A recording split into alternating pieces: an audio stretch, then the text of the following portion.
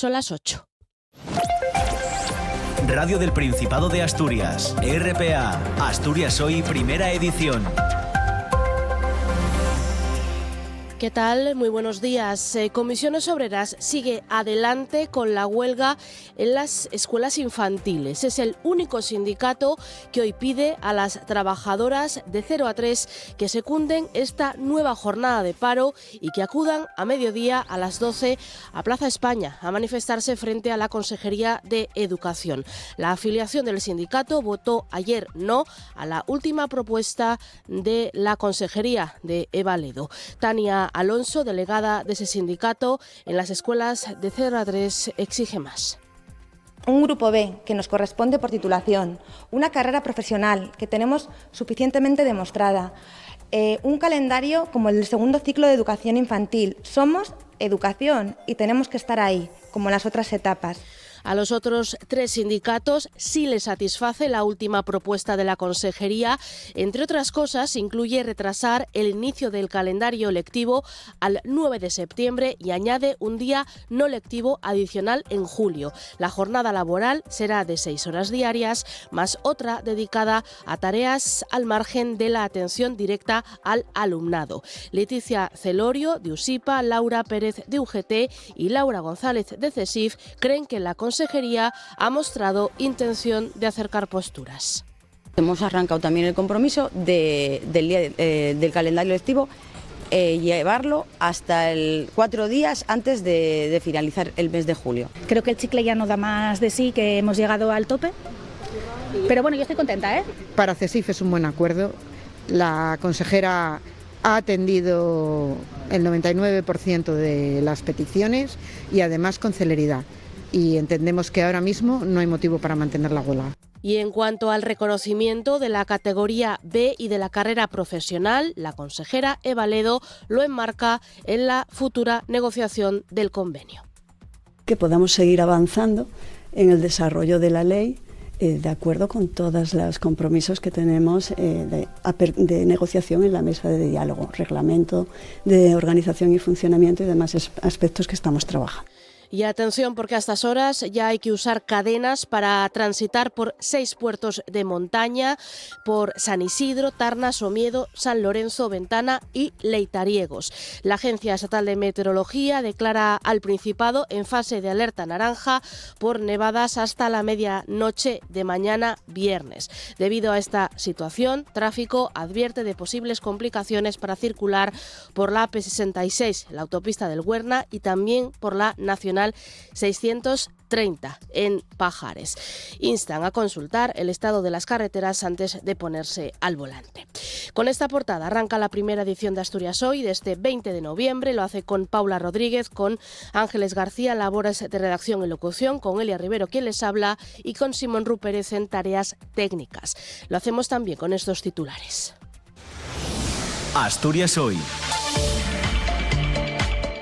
El presidente del Principado se compromete a aumentar los recursos de la atención primaria en el presupuesto del año que viene. Es un compromiso para acercarlos a la media europea. Adrián Barbón aún no ha entrado en detalles sobre cantidades o porcentajes. Asegura que el proyecto presupuestario invertirá más en dotaciones de centros periféricos para reducir los traslados a Luca o a las cabeceras de áreas para pruebas o intervenciones. También se incrementará la capacidad de los centros de salud. Covadonga Tomé, la diputada del Grupo Mixto, pide que como mínimo el 25% del presupuesto se destine a atención primaria.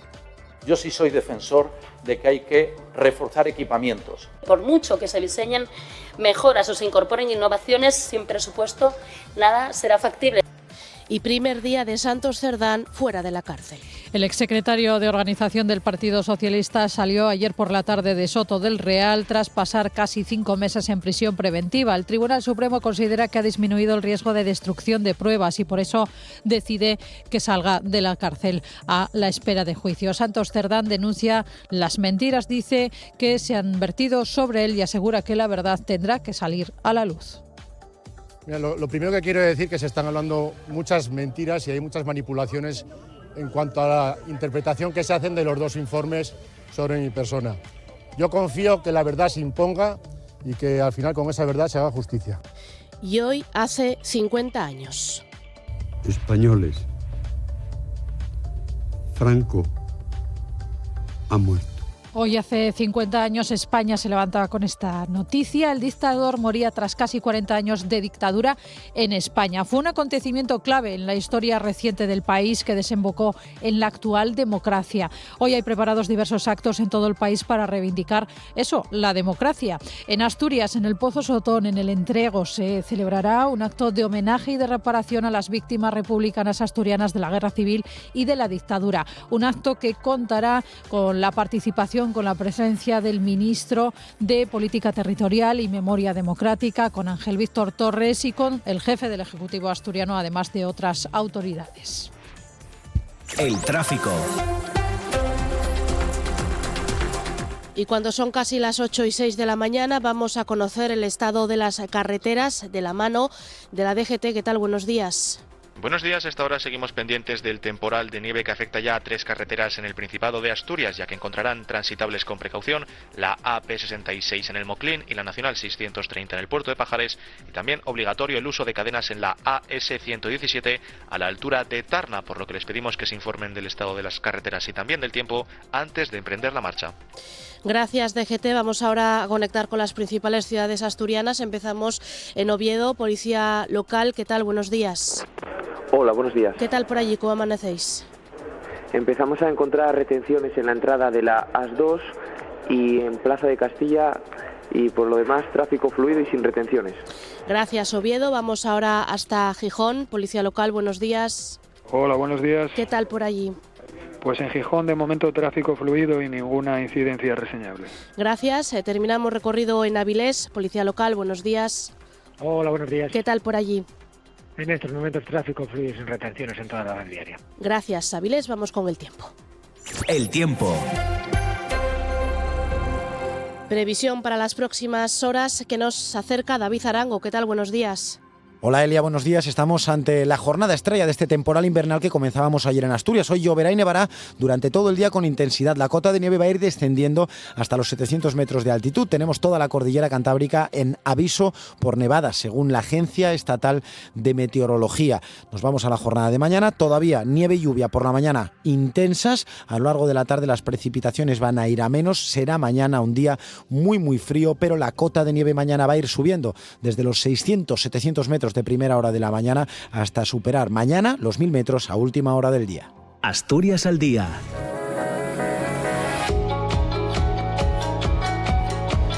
A partir de las 9, Asturias al día con Naciu Barilles. ¿Qué tal? Buenos días. ¿Qué tal, Elia, Paula, compañeras de Asturias Hoy, primera edición? Hoy vamos a tener tertulia política en esos estudios de RPA con Lidia Fernández, diputada autonómica del PSOE, Manuel Cifuentes, del PP, Xune Lipe, que es asesor de la diputada Covadonga Tome en el Grupo Mixto, y Alejandro Suárez, secretario de Estrategia y Relaciones Políticas de Izquierda Unida. Como bien sabéis, coincide con el 50 aniversario de la muerte de Franco. Vamos a partir del proyecto La Base y la Cruz, ganador del concurso internacional de ideas convocado por el Gobierno Central para resignificar el Valle de Cuelgamuros, el antiguo Valle de los Caídos, para lanzar una pregunta con relación en Asturias: ¿qué hacer con los símbolos franquistas que todavía quedan en el Principado? La segunda parte estará dedicada a la edición ya número 32 del concierto por la oficialidad, que este año va a ser en Almacenes Cuivi, en Ubieu, y que organiza la Xunta por la Defensa de la Lingua Asturiana. Este año siempre de forma altruista actúan Alienda, Herbamora, Disiebra y Llevolul Sumiciu. Y acabaremos con setas en la Felguera, porque este fin de semana se celebra la edición número 24 de las Jornadas Micológicas del Valle del Nalón. Estará con nosotros Félix García Peláez en representación de la entidad organizadora, que es Geotropa, la Asociación Micológica del Valle del Nalón. Gracias, Naciu. Nos vemos mañana, charlamos para hablar de más contenidos. Gracias. Muchas gracias. Gracias. Están escuchando Asturias Hoy, primera edición.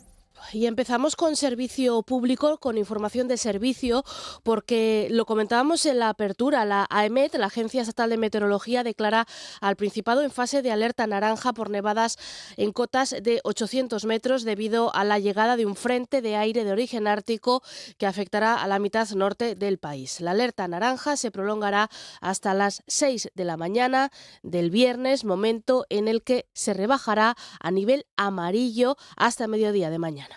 La cordillera y los picos de Europa estarán durante toda la jornada en aviso naranja por nevadas que podrían dejar en 24 horas espesores de 20 centímetros a partir de los 800 metros.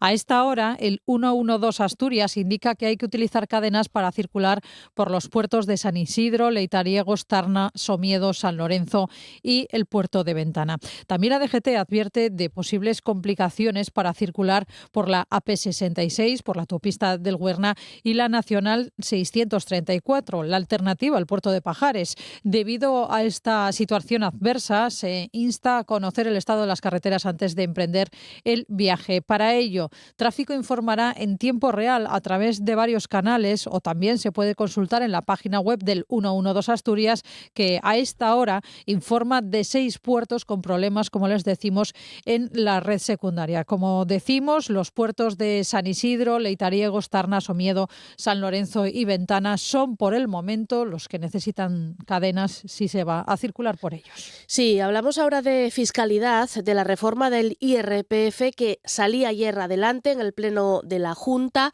El Parlamento daba luz verde a esa reforma planteada por el Gobierno de coalición. Se aplicará con carácter retroactivo desde el 1 de enero de este 2025 y, según el Principado, beneficiará al 80% de los contribuyentes. La oposición habla de maquillaje. El proyecto de ley incluye la rebaja de un punto en el tiempo que se aplica al primer tramo del IRPF. Con la reforma pasa del 10 al 9%. Además, incrementa el mínimo personal y familiar exento, que no se modificaba desde el año 2015. Por otro lado, se neutraliza cualquier beneficio para las rentas superiores a 55.000 euros anuales, se quedan como está, y sube el tipo que se aplica a las rentas más altas, las que superan los 175.000 euros. En este caso pasa del 25,5% al 26%. Es decir, hay una subida de 0,5%, de 0,5 puntos. Desde el Partido Socialista, Luis Ramón Fernández dice que la reforma no gusta a la derecha porque no beneficia a las rentas más altas. Con deflaciones y reducciones del IRPF, que a quien más beneficia, dando regalos injustificados, es precisamente a quien no lo necesita, a las rentas más altas. Esas son las políticas que ustedes han seguido, son las políticas que ustedes envidian aquí. El Partido Popular habla de medida cosmética, engañosa. El líder de los populares, Álvaro Queipo, acusa al jefe del Ejecutivo Autonómico de seguir el dictado de sus socios en materia tributaria, socios a los que tacha de radicales. Hace poco más de un año, no me cuesta mucho rebuscar en la hemeroteca, usted decía ante los medios de comunicación, negaba ante los medios de comunicación que fuese a haber ninguna subida de impuestos en Asturias, tal y como anunció Izquierda Unida. ¿Se acuerda? Hace menos de un año, en los medios de comunicación, Izquierda Unida decía la verdad y usted mintió. Y esto ya suele ser algo bastante habitual, señor Barbón, en este gobierno de coalición progresista. En su respuesta, el presidente del Principado insistía en que Álvaro Queipo es el que decía el que la reforma beneficia, dice, a la mayoría social, no a solamente las rentas más altas. Sí, estamos bajando los impuestos, porque ¿quién son los únicos que van a pagar más? Claro, eso lo omite, y lo omite con razones, porque a mí me daría muchísima vergüenza. Usted omite lo que es evidente, es que los únicos que van a pagar algo más, y tampoco es nada para morirse, son aquellos que ganan más de 175.000 euros, señoría. Por eso digo que me preocupa que usted no sepa cómo funciona el IRPF. En ese pleno se habló también de sanidad, de atención primaria. En el hemiciclo, el presidente del Principado se comprometía a aumentar los recursos para atención primaria en las cuentas del año que viene para acercarlos, dice Barbón, a la media europea, aunque sin entrar en detalles sobre cantidades ni porcentajes. Adrián Barbón asegura que el proyecto presupuestario invertirá más en dotaciones de centros periféricos para reducir los traslados de los ciudadanos al Hospital Central o a las cabeceras de áreas para pruebas pruebas o intervenciones. También se incrementará la capacidad de los centros de salud, se hará un esfuerzo mayor en las condiciones laborales del personal sanitario y se implementarán más herramientas digitales. Yo sí soy defensor de que hay que reforzar equipamientos, porque, por ejemplo, el consultorio periférico de Nuevos Roces en Gijón, que es una realidad gracias al Gobierno y a que aprobamos presupuestos en Asturias, es evidente el resultado que está dando. O el Centro de Salud de Sotrondio, que próximamente será inaugurado, o el Centro de Salud en Pola de Lena. Eso en cuanto al asunto de las condiciones laborales del personal sanitario y todo el aumento de herramientas digitales. Barbón respondía así a la pregunta de la diputada Covadonga Tomé, a quien pedía de nuevo su apoyo para las cuentas de 2026, para sacar adelante los presupuestos del próximo año. La diputada del Grupo Mixto pide un mínimo del 25% del presupuesto para la atención primaria. Por mucho que se diseñen mejoras o se incorporen innovaciones, sin presupuesto nada será factible. Así que lo ideal sería empezar a hablar de alcanzar ese mínimo del 25% de presupuesto para la atención primaria. Y no dejamos de hablar de sanidad porque los sindicatos integrantes del Frente Común Sindical del Servicio de Salud del Principado piden una reunión urgente con la dirección del SESPA para seguir dialogando y negociando sus reivindicaciones. El encuentro fue un compromiso adquirido por la consejera de Salud, el pasado 31 de octubre. Dice que todavía no ha obtenido respuesta. Hace 20 días, Conchita Saavedra se comprometió a una nueva reunión entre las partes una vez que su departamento se hubiera reunido con la Consejería de Hacienda. Ahora las organizaciones, Comisiones Obreras, SICEPA, USIPA, CSI, SATSE, USAE, UGT y CESIF, las organizaciones sindicales advierten que ya ha transcurrido ese tiempo, un tiempo más que razonable desde dicho compromiso. Graciela Martínez, responsable del sector de sanidad de SICEPA, USIPA, señala que continuarán actuando con firmeza hasta que se produzcan avances necesarios en sus peticiones. Por la tardanza en fijar una fecha de reunión con el director gerente para continuar con la negociación de algunas cuestiones relacionadas con las instrucciones de interpretación de permisos, la implementación del solape de jornada y la ponderación nocturna, las dietas y el kilometraje en atención primaria, la apertura de la carrera y el desarrollo profesional, o las mejoras retributivas para las categorías que no fueron suficientemente atendidas en 2023, o medidas relativas a la regulación de la jornada complementaria y la revisión de las agendas de atención primaria. Y no dejamos el ámbito sociosanitario porque el personal de las residencias y las organizaciones sindicales se van a concentrar a las 11 ante la Consejería de Derechos Sociales y Bienestar para reivindicar la necesidad de un cambio en la normativa que regula los requisitos y condiciones que han de reunir las residencias de mayores de titularidad privada y las de gestión pública, también las privadas en Asturias. Es una crónica de Ángeles García. Lo principal que buscan es un cambio en la ratio de personal en residencias para el cuidado de mayores. Está regulado por normativa, estableciendo ratios mínimas de personal gerocultor o equivalente por cada residente, según el grado de dependencia. Pero desde Comisiones Obreras, su responsable, Belén Fernández, señala que sufren un exceso de carga de trabajo enmascarado por las empresas. El factor principal es la falta de personal, como consecuencia de eso, de unas ratios impuestas por la Consejería que resultan totalmente insuficientes para poder garantizar una atención digna y de calidad. Y además tenemos el otro hándicap de que las empresas nos disfrazan el grado de dependencia de los usuarios y engañan, ¿no? En este caso no cumpliendo con la ratio. En Asturias hay unas 12.000 plazas de residencias para personas mayores. Cerca de un 30% son de gestión pública y el 70% restantes son privadas. Y ahí no solo trabajan cuidadoras, también hay personal de limpieza y de cocina, con las mismas condiciones precarias y cuyos trabajos en ocasiones realizan otras profesionales. Ahí sí que no se establece ninguna ratio mínima y vamos, entonces sí que se produce un engaño total porque incluso en muchas residencias, pues en vez de tener contratadas a personal de limpieza y de cocina, son las propias gerocultoras las que tienen que hacer esas funciones. O sea que donde estamos diciendo que hay poco personal, encima tienen que hacer, en muchos casos, funciones que no les corresponden. Lógicamente, con esto, la atención que se da a los usuarios es insuficiente.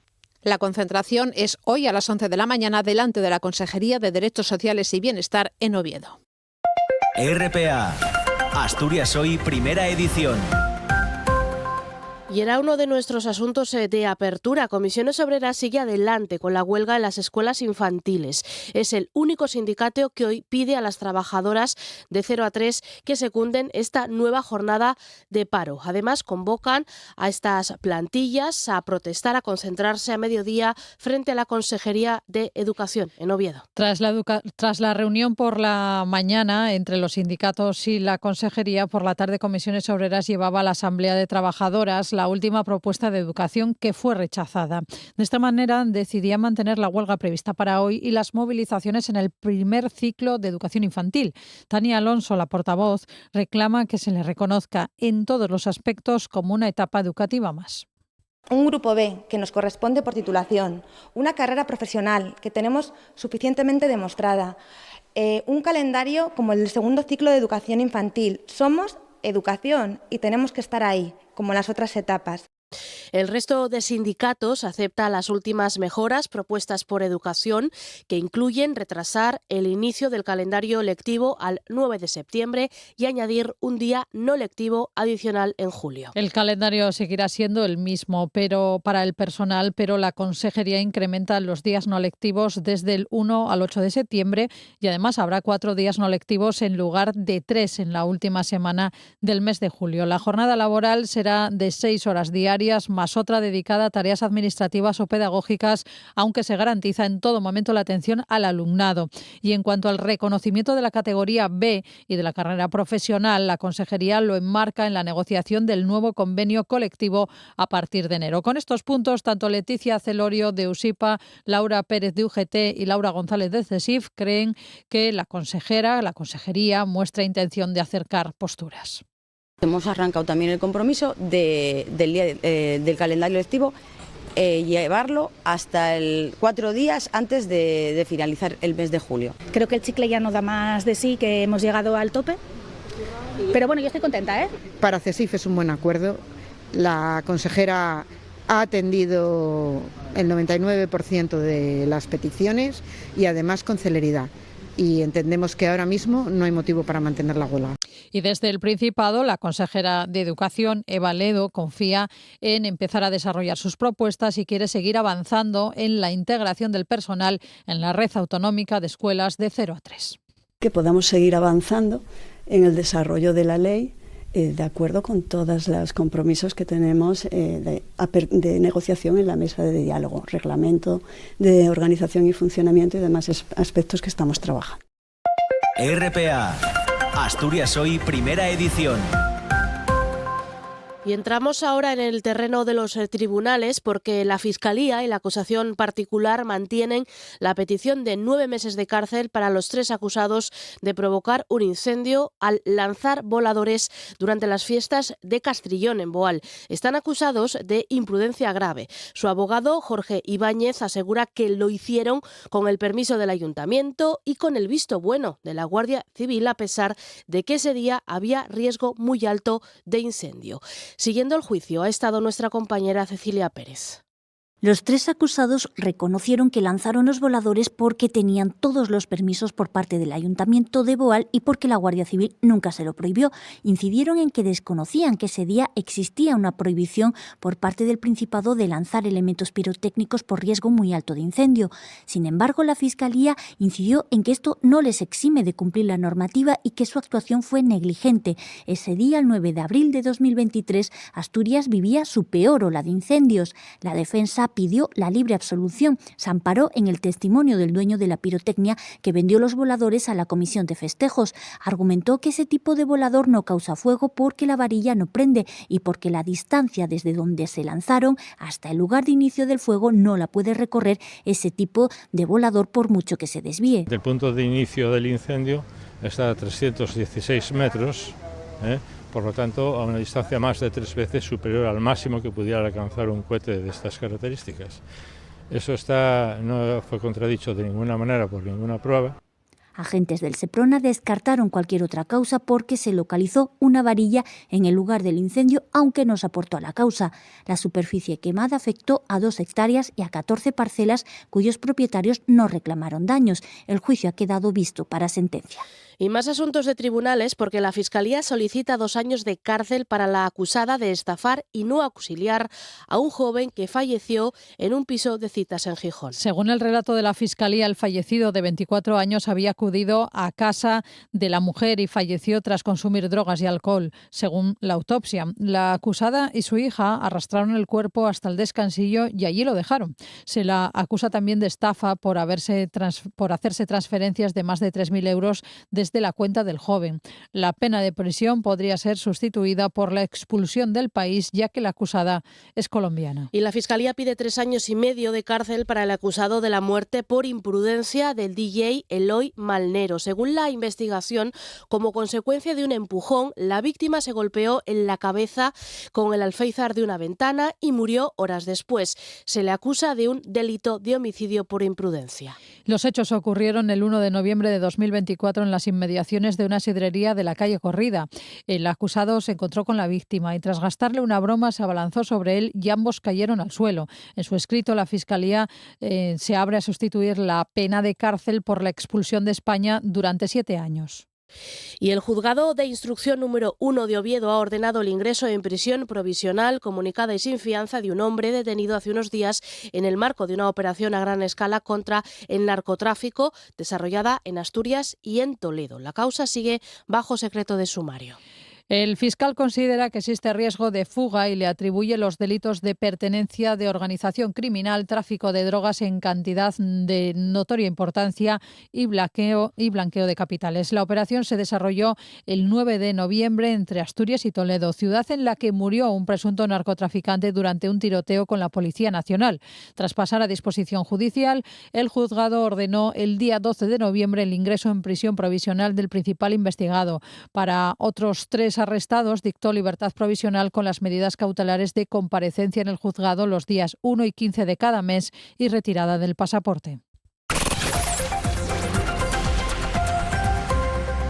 Y son ya casi las 8:27 de la mañana y en la Junta sigue estos días la comisión de investigación del accidente de la mina de Zarreu, en el que en marzo fallecieron, recuerden, 5 trabajadores. En la última sesión, el decano del Colegio de Minas dijo ante esa comisión que un inspector puede tener dificultades para detectar una actividad irregular en una explotación siempre y cuando el empresario tenga afán de engañar. Juan José Fernández Díaz ha instado al sector minero a trabajar con honestidad para evitar accidentes como el que costó la vida a 5 mineros en Degaña.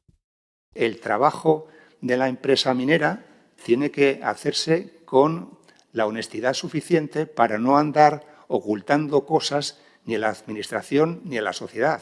Entonces, la Administración tiene que ver a la empresa como una empresa como tantas otras que hace bien las cosas y sus inspecciones serán las que tengan que ser, y el empresario minero tiene que hacer las cosas lo suficientemente bien para que no dé pie a este tipo de cosas.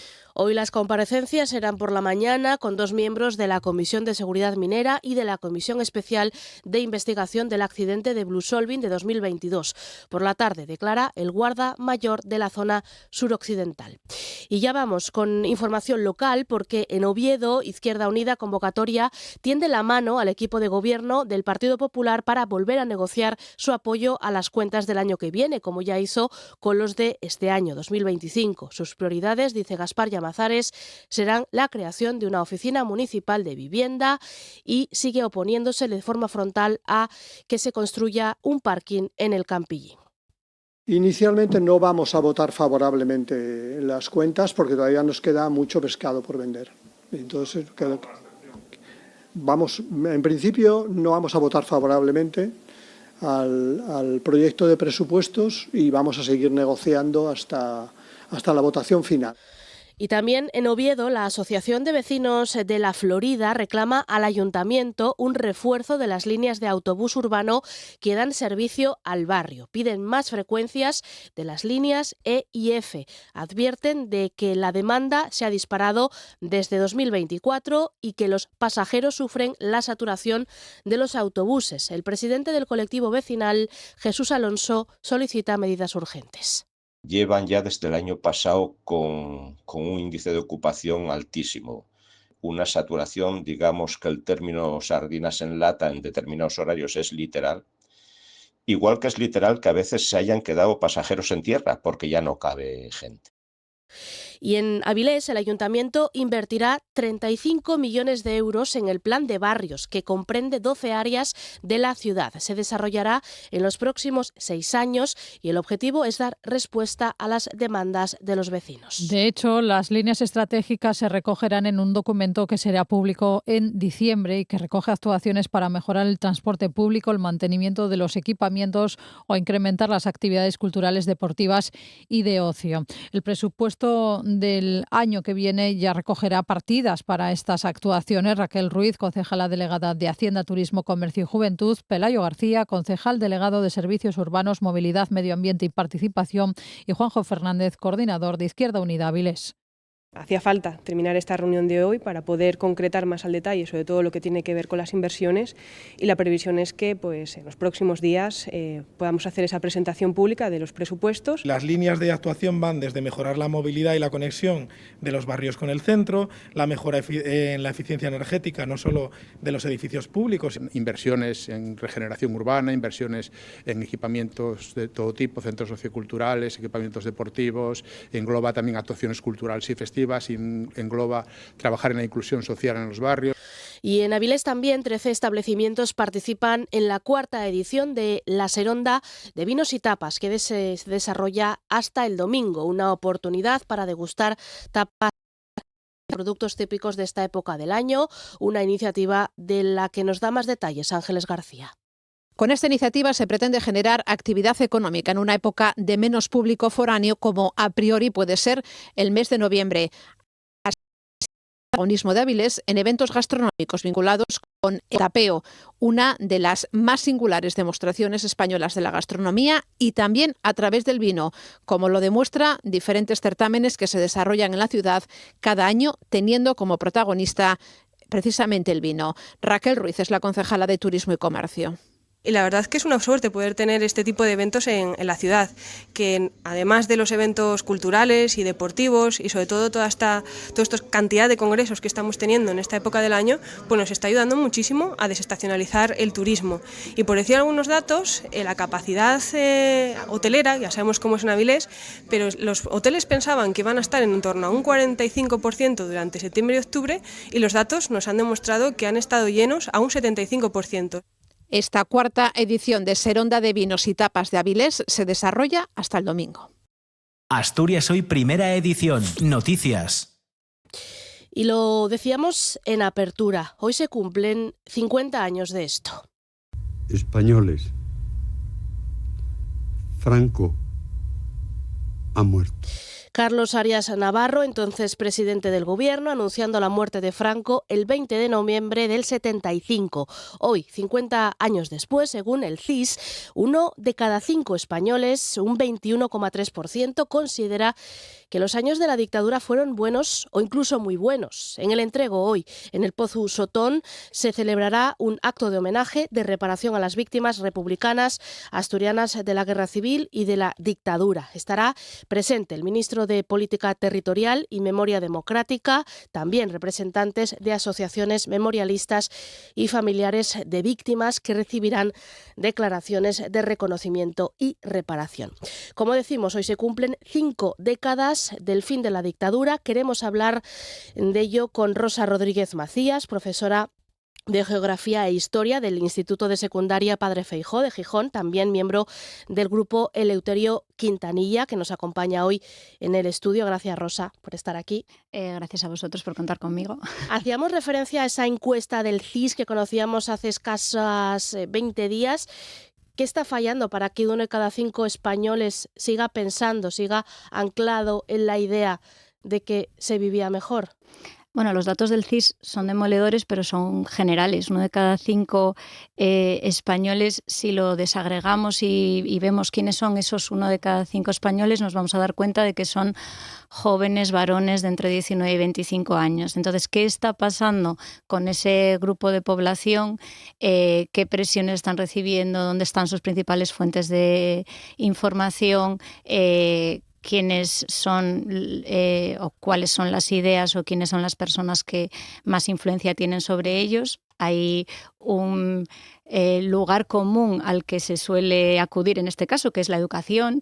Yo, como profesora de historia que lleva 18 años en activo, creo que la educación no es responsable únicamente de una consecuencia social de este calado y que desde la escuela, desde hace mucho tiempo, las cosas se están haciendo bien, pero la escuela sola no puede. Necesita pues el empuje de toda la sociedad y controlar discursos de odio, etcétera, etcétera. Precisamente hablas de educación, tú eres docente de secundaria aquí en Gijón. ¿Qué intervenciones didácticas se llevan a cabo, se pueden hacer para arrojar luz, para hacer pedagogía sobre la memoria democrática, Rosa? Ahora, ese pueden que me dices tú, se deben. No ha sido siempre así, pero ahora mismo tanto la Ley de Educación, la LOMLOE, como la Ley de Memoria Democrática ponen el foco sobre la educación como una de las maneras principales para abordar este tema del que estamos hablando, y la manera de hacerlo es infinita. Es decir, podemos hacer intervenciones de todo tipo, desde lo curricular, tratando cuestiones que son más locales, conocer el contexto, hablar con familiares, conocer las vidas de los protagonistas. Lamentablemente, ahora ya no están vivos y no pueden testimoniar y no pueden encontrarse, o muchos de ellos no lo pueden hacer, de algunas partes de las memorias colectivas, guerra, primeros años del franquismo. De otras, como la lucha del movimiento obrero, sí que podemos contar con esas personas en las aulas. Yo creo que la clave está en acercar a los escolares de cualquier nivel educativo, primaria, secundaria, a la realidad cercana de sus familias, de sus barrios, de sus pueblos, y a conocer qué pasó a su alrededor, y a poder desarrollar un espíritu crítico sobre eso y a tener una visión completa y cercana, no algo que aparece en un libro de texto que tratas con unas cifras ingentes y que todavía no están asentadas, y que hace 90 años te queda muy alejado todo, desde hace 90 años, 50 años desde la muerte del dictador. La semana que viene, Rosa, participas en esas quintas jornadas de educación e historia con memoria, con un taller titulado Derribar el monumento, problematizar la historia del arte desde la memoria democrática. Entre otras cosas, vais a trazar una línea divisoria entre lo que son lugares de memoria y lo que son monumentos de exaltación. ¿Está clara la diferencia?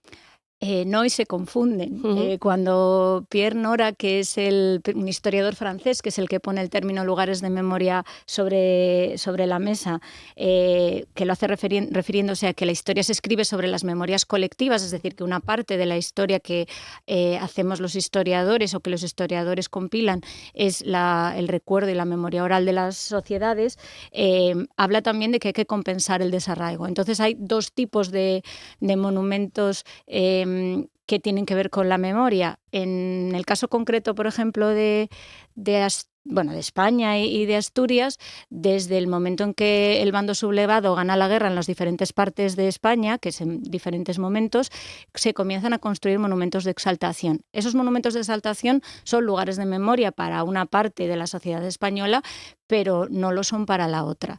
¿Qué pasa con los españoles y las españolas que no están identificados y que los viven como un monumento al horror de sus familias y de sus historias personales?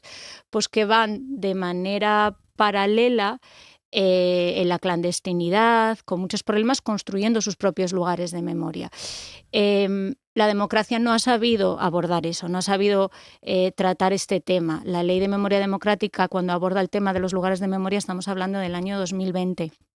Entonces, ahora mismo se confunden en el espectro. Podemos encontrar monumentos de memoria y monumentos de exaltación, lugares que han sido resignificados, como la Universidad Laboral en el que estamos, donde hay paneles informativos, no todo lo visibles que deberían, pero donde hay paneles informativos sobre quién, por qué y cómo, y donde se ha dotado de otra función al edificio, y otros lugares que simplemente siguen siendo lugares de exaltación de los valores de la dictadura y del dictador. Un ejemplo lo tenemos aquí en Gijón también, en la fachada del Colegio de la Inmaculada, con el monumento a los héroes del Simancas, que todavía permanece allí, o sea, todavía es visible y es un monumento de exaltación. Sí, es un ejemplo. Yo vivo muy cerca de ella, además casi que lo veo casi todos los días. Entonces es un ejemplo paradigmático de lo que los lugares de exaltación terminan convirtiéndose, que es en parte del paisaje. De manera que una parte muy importante de la población pierde la noción de qué es, de qué significa y de qué hay detrás de ese monumento. Simplemente se convierte en escenario, en atrezo de nuestra vida cotidiana. Sin embargo, hoy, 20 de noviembre, probablemente hay algún tipo de manifestación de extrema derecha en los aledaños de ese edificio, porque hace varios años que esto ocurre. Con lo cual, no tenemos que perder de vista que siguen teniendo esa función de exaltación de la dictadura, de los valores de la dictadura, de homofobia, xenofobia, machismo, clasismo, desigualdad, etcétera. Y que una sociedad democrática del siglo XXI tiene que pensar si quiere seguir teniendo esos lugares sin resignificar, o simplemente, cuando es como el Monumento de los Héroes del Simancas, un monumento de exaltación sin nada más, quiere seguir teniéndolo en pie. Yo creo que tanto la sociedad civil como las autoridades tienen que dar un paso más allá, en el caso de las autoridades, que la legislación, y poner la legislación a funcionar. Es decir, existe la capacidad de expropiación, de demolición, por mucho que sea una propiedad privada. Hay muchas cosas pendientes que se pueden hacer en esta comunidad autónoma y en esta ciudad con este tipo de monumentos. Hablas de decisiones políticas, Rosa. Esta misma semana el ministro de Cultura anunciaba la puesta en marcha de esos expedientes para ilegalizar 4 nuevas fundaciones, al margen de la Fundación Francisco Franco, también la Blas Piñar y la José Antonio Primo de Rivera. Imagino que te refieres a decisiones políticas legislativas en este sentido. Claro, a ver, mucho más, pero en parte. Mucho más, pero en parte. Sabemos que la ley lo aguanta todo, que es como una cosa que decimos bastante, pero lo que necesitan las leyes es aplicación de la ley, presupuesto para aplicar la ley y medidas claras para aplicar la ley. No podemos seguir teniendo fundaciones que crean congresos, que hacen jornadas de divulgación y exaltación de la dictadura, de las ideas y del ideario que hay detrás de la dictadura franquista, y que reciben ayudas públicas, que tienen un papel en la sociedad, con lo cual eso no tiene cabida en la sociedad que tenemos en el siglo XXI. Tenemos que pensar qué tipo de sociedad queremos y qué aportan estas actividades a esa sociedad y a ese modelo. ¿Cómo mejorar también la coordinación horizontal entre centros y territorios? Porque muchas veces puede pasar que estas iniciativas legislativas, docentes, quedan un poco de la mano de gobiernos autonómicos, a lo mejor en los que hay más sensibilidad hacia temas de memoria, que otros en los que puede haber un carácter más reacio a implementar este tipo de políticas. Claro, eso es verdad, y lo estamos viendo ahora con las llamadas leyes de concordia que se han aprobado en Cantabria, Castilla y León y demás. Es un tema complicado. En teoría, la ley de memoria defiende la existencia de un Consejo Territorial de Memoria en el que tiene que existir el papel del consejero de memoria o la cartera de memoria democrática en cada organismo autonómico. Y esta coordinación debería de partir de ahí, y las leyes nacionales, como por ejemplo la Ley Orgánica de Educación, tienen que ser ampliadas por las leyes autonómicas, no cercenadas, no limitadas. Esto no está pasando. ¿Se hace legalmente? Sí, se hace porque se utiliza precisamente mecanismos legislativos para que el ideario de las diferentes comunidades autónomas o de los partidos que gobiernan en ellas controle este aspecto. Eso es una cosa que es clara. Otra cosa es que desde la escuela se pueda seguir haciendo. Todos los años, cada 2 años existe desde 2020, creo, el Congreso Internacional de Memoria de Historia con Memoria en la Educación en Navarra, en el que se plantean y se comparten experiencias docentes de más de 150 centros españoles de comunidades diversas, de sitios como el IES La Cabrera, que está en Madrid y que hace un trabajo en memoria estupendo en una comunidad que está vetando cursos sobre el franquismo y que elimina algunos criterios de evaluación o saberes básicos de la ley relacionados con memoria. Es decir, se puede trabajar desde la escuela y desde la educación, no voy a decir en contra de la ley, pero voy a decir en los márgenes de la ley. Es más fácil si tú estás cubierto con el paraguas de la ley. Yo llevo 18 años trabajando en educación, no siempre he tenido leyes a favor. pero siempre he trabajado en memoria democrática y reparación, criterios como justicia universal en mis clases, yo y mis compañeros y compañeras. Pero en tu caso, ¿tenéis herramientas suficientes los docentes o queda un poco de la mano supeditado a vuestra voluntad, a vuestro trabajo fuera del aula también? Claro, ahora mismo tenemos herramientas a favor porque tenemos una ley que nos ampara, lo que estábamos hablando del paraguas. ¿Qué cosas necesitaríamos? Necesitaríamos más formación, que la formación fuera más horizontal y que no la especialización estuviera en la universidad y la divulgación o la difusión en los centros de profesores y recursos, por ejemplo, por hablar de una cosa muy particular o muy específica de la educación. Necesitaríamos quitarnos un poco el lastre o el miedo a tener un problema con las familias o con la opinión pública. Me imagino que estáis al tanto de lo que ha pasado en el CEIP San Félix de Candás, que ha tenido una actuación el equipo directivo y el centro, en general el claustro, estupenda y muy adecuada a la situación en la que se han visto, envuelta a esa pobre profesora que lo que ha hecho ha sido cumplir con su trabajo y se ha encontrado con insultos, vejaciones y amenazas por parte de una familia por defender valores democráticos y por no permitir que en su aula se exalte una dictadura y se haga apología de la dictadura de Franco en un cole de primaria, lo cual nos tiene que poner un poco sobre aviso de qué problemas nos encontramos en las aulas. Hay veces que es muy cansado, esta profesión nuestra a veces es cansada.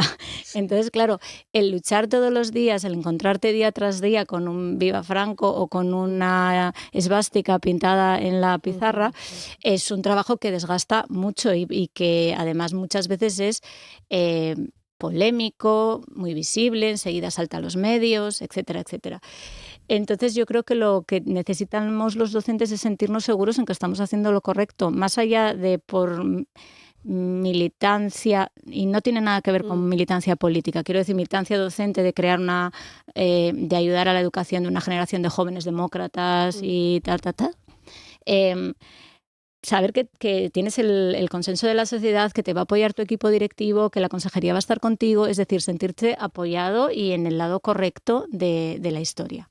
Trabajar en red con las familias, porque es lo que estabas diciendo, si realmente trabajáis, incidís en fomentar la memoria democrática, en visibilizar de la mano de los protagonistas que todavía nos acompañan, pero nos encontramos con la pared a veces de las familias, como en este caso de Candás, que por suerte es algo residual. Claro, es una cuestión minoritaria. Sí. Antes me preguntabas por acciones concretas que se pueden hacer. Mira, nosotros, por ejemplo, en el Feijó, en el barrio de la Calzada, todos los años hacemos un paseo de memoria por los lugares de memoria que hay en nuestro barrio. Lo hacemos con los chavales de cuarto, invitamos a las familias, leemos las biografías de vecinos de nuestro barrio que acabaron pasando por campos de concentración y exterminio nazis, vamos al Monumento de los Niños de Rusia, es decir, hacemos un paseo porque tenemos ese contexto muy cercano y contamos con el apoyo del barrio, de la comunidad, de las asociaciones de vecinos, de las familias, es decir, es muy residual y lo que tiene que haber es una respuesta contundente cuando hay estas actuaciones o estas presiones por parte de las familias. No se tienen que quedar simplemente en algo anecdótico o en algo que sabes que puede pasar y como sabes que puede pasar te va a retraer a ti de hacer tu trabajo. Es lo que comentabas antes, que realmente la educación no se circunscriba solo al libro de texto. Exacto. Sino salir a la calle, que realmente haya contacto y que realmente los estudiantes sean conscientes de forma directa de esa realidad que muchas veces todavía está presente, muchos defienden. Claro, bueno, exacto. Sí. Es hacernos todos un poco cargo que la comunidad educativa somos todos y todas. Precisamente una parte del problema que tenemos viene, o en mi opinión viene, de que la comunidad educativa ahora son las redes sociales, es el discurso de odio que tiene mucho apoyo económico en las redes sociales, aunque hay creadores de contenido que hacen otro tipo de discursos. Pero claro, ante todo esto no es solamente la escuela, somos todos y todas los que tenemos que responder. Un caballo de batalla duro de las redes sociales que comentas, sobre todo cuando está disparado el uso por parte de los jóvenes. Muchos de tus estudiantes seguramente... Sí, bueno, todos estamos un poco expuestos a eso, las redes sociales, y el influjo de las redes sociales llega a todo el mundo. Llega a mi madre de 72 años a través de Facebook, a mí a través de Instagram y a mis alumnos y alumnas a través de TikTok. Nos llega a todos. Otra cosa es que sepamos hacia dónde va nuestro algoritmo y que seamos conscientes de qué hay detrás de los mensajes que nos llegan, de realmente si eso es una persona anónima, es un grupo de presión, hay un lobby económico detrás, con esa dirección ideológica que se pretende de nosotros, que se está buscando que hagamos, que les pasemos nuestros datos económicos, que votemos a determinado partido, que... Bueno, pues nos quedamos, Rosa Rodríguez, con esa reflexión. Gracias por haber acompañado el informativo en este día y gracias. Y bueno, te dejamos ya que vayas hacia el aula a seguir con ese proyecto, con esas ganas y esa dedicación. Gracias, Rosa. Nada, gracias Buen a vosotros. día. Venga, chao.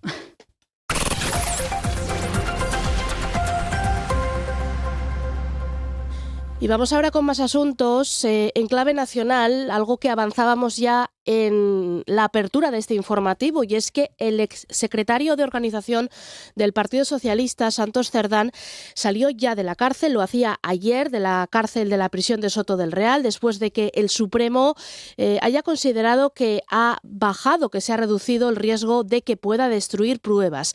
Ha pasado casi 5 meses en prisión preventiva. Desde el 30 de junio, a su salida, decía que se han vertido muchas mentiras sobre él y que a la larga la verdad terminará por conocerse. Mira, lo primero que quiero decir es que se están hablando muchas mentiras y hay muchas manipulaciones en cuanto a la interpretación que se hacen de los 2 informes sobre mi persona. Yo confío que la verdad se imponga y que al final con esa verdad se haga justicia. Y seguimos hablando de corrupción, de presuntos casos de corrupción, porque la Fiscalía solicita una condena de 24 años de cárcel y una multa de casi 4 millones de euros para el exministro de Transportes, José Luis Ábalos, por 6 delitos con relación a la presunta obtención de comisiones ilegales en la supuesta adjudicación irregular de contratos de mascarillas en plena pandemia. También reclama 19 años y medio de cárcel al exasesor ministerial Koldo García. Y sobre este asunto, el Partido Popular ha pedido explicaciones a Santos Cerdán tras salir de la cárcel de Soto del Real. El secretario general de esa formación, Miguel Tellado, ha exigido al que fuera secretario de Organización de los Socialistas que devuelva a todos los españoles el dinero conseguido a través de mordidas, ha dicho Tellado. Desde luego, esta salida de prisión de Santos Cerdán representa una gran oportunidad.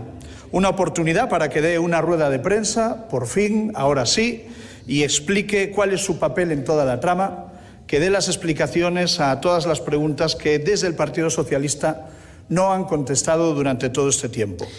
Y el candidato popular a la presidencia de la Generalitat de Valencia, Juanfran Pérez Llorca, confía en alcanzar un acuerdo con Vox para que sea posible su investidura. Para llegar a un acuerdo, Vox pide que el Partido Popular asuma su agenda en materia de inmigración y que rechace el Pacto Verde. Pérez Llorca asegura que existe sintonía con Vox y ha valorado que, más allá de las diferencias ideológicas entre PP y Vox, hay un sentido de responsabilidad para afrontar la reconstrucción. Trasladana. Yo creo que es importante que sea cuanto antes, porque creo que, insisto, tenemos una coyuntura en la Comunidad Valenciana con una peculiaridad que son las tareas de reconstrucción, y yo creo que cuando antes podamos dar estabilidad a un gobierno, mucho mejor. La fecha del pleno de investidura del secretario general del Partido Popular de Valencia, Juanfran Pérez Llorca, como presidente valenciano, sustituyendo a Mazón, se fijará este jueves, hoy 20 de noviembre. Y el Ministerio de Función Pública se vuelve a reunir con los sindicatos para negociar el alza salarial hasta 2028 de los empleados públicos. La nueva reunión se produce tras rechazar Comisiones Obreras, UGT y CESIF la oferta inicial de una subida fija del 10% a repartir entre los próximos 4 años. CESIF entiende que esta primera oferta del Gobierno no cubriría la subida de los precios, pues hasta octubre de este año la inflación interanual era del 3,1%. La Central Sindical Independiente y de Funcionarios, sindicato representativo de las administraciones públicas, considera que seguirán negociando un acuerdo que permita avanzar en la recuperación del poder adquisitivo perdido a lo largo de los últimos años. Nosotros insistimos en que se ha generado muchísima expectativa por parte del conjunto de empleadas y empleados públicos de la voluntad de este Gobierno de dar una respuesta adecuada a esas demandas económicas que llevamos acumulando desde el año 2010 y que se sitúan por encima del 20%. Y es fundamental que a lo largo del año 2025 y 2026 ese incremento económico no sea en ningún caso inferior al IPC. Desde Comisiones Obreras y UGT también rechazan esta primera propuesta. Avisan que el acuerdo plurianual debe garantizar el poder adquisitivo. En Asturias Hoy, primera edición, Deportes. Vamos ya con los deportes. Actualidad que nos acerca Diego Domínguez.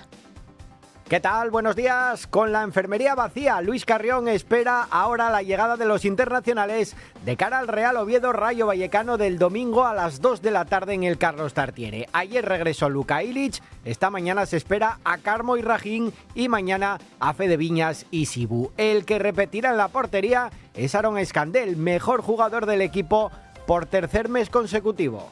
Nosotros lo encaramos como todos los partidos que estamos jugando, una final. Cada partido para nosotros debe ser una final porque está claro lo que nos estamos jugando el querer seguir en primera división y estamos convencidos de que lo vamos a lograr. Y nada, es un partido que en nuestra casa frente a el Rayo hay que hacerse grande, hay que salir con todo, no solo nosotros, sino también la afición que nos acompañe y estar más unidos que nunca. La plantilla del Sporting tendrá esta mañana una sesión de trabajo a puerta cerrada en la Escuela de Fútbol de Mareo para profundizar aspectos de cara al partido del domingo a las 4:15 de la tarde en el Alcoraz frente al Huesca. Los rojiblancos necesitan mejorar algunos aspectos para hacer frente a un equipo que lucha por alejarse de los puestos bajos de la tabla. Escuchamos al mediapunta César Gelaber. Trabajando aspectos defensivos, trabajando aspectos ofensivos desde el orden y seguir. Al final esta categoría hay muchísimos partidos y al final yo creo que daremos con la tecla y encontraremos esa estabilidad que nos hará sumar cada semana. Desde el minuto 1 hasta el minuto 100 estar concentrado lo máximo posible porque aquí en esta categoría cualquier equipo te puede hacer daño. Creo que vamos en una dinámica ascendente y necesitamos también encontrar esa estabilidad para seguir consiguiendo puntos y seguir sumando en nuestro día a día y en los partidos. Hoy volverá a ser probado Juan Otero para ver si puede ser una de las novedades en la convocatoria rojiblanca. En Primera Federación, el Avilés afronta el sábado a partir de las 4:15 una nueva salida. Los de Dani Vidal visitan el José Foutó para medirse al Mérida. Escuchamos al defensa central Borja Granero. Pues un desafío nuevo contra un rival que empezó así y luego entonó. Y siempre es un campo, siempre que es un campo difícil y tienen buen equipo siempre. Y bueno, un reto más de este año, ¿no? Buscar la regularidad. Y a partir de las 10 de esta mañana el equipo español de la Copa Davis se mide a la República Checa en Bolonia, en los cuartos de final de esta competición. Entre los elegidos por David Ferrer, el gijonés Pablo Carreño. Creo que llegó en uno de los mejores momentos del año. Los resultados en estos últimos torneos que he jugado han sido muy buenos y las sensaciones en pista están siendo muy buenas. Es verdad que hace un mes que jugué el último torneo porque ya había terminado la temporada, pero físicamente me encuentro muy bien, mentalmente estoy fresco. Asturias Hoy, en clave económica. Actualidad económica, como cada día, con José Antonio Antuña de Renta 4 Gijón. ¿Qué tal? Buenos días. ¿Qué tal? Muy buenos días. ¿Qué referencias nos propones hoy? Bueno, ayer decíamos que al cierre del mercado americano teníamos una cita importante, que eran esos resultados de Nvidia. La verdad es que Nvidia no ha defraudado. La cotización después de esa presentación de resultados sube un 5%. La demanda de aceleradores de Nvidia parece que está creciendo con fuerza. Los resultados batieron las expectativas y sobre todo la guía que presentó a futuro fue por encima incluso de lo que esperaba el mercado, ¿no? Con lo cual esos resultados positivos están animando principalmente pues al índice tecnológico americano, el Nasdaq, que tiene subidas cercanas al 2%, pero también al resto de bolsas aquí en Asia han subido ya esta madrugada, y en Europa el Eurostock viene subiendo cerca del 1% y los futuros del IBEX vienen marcando subidas en torno al 0,90 ahora mismo.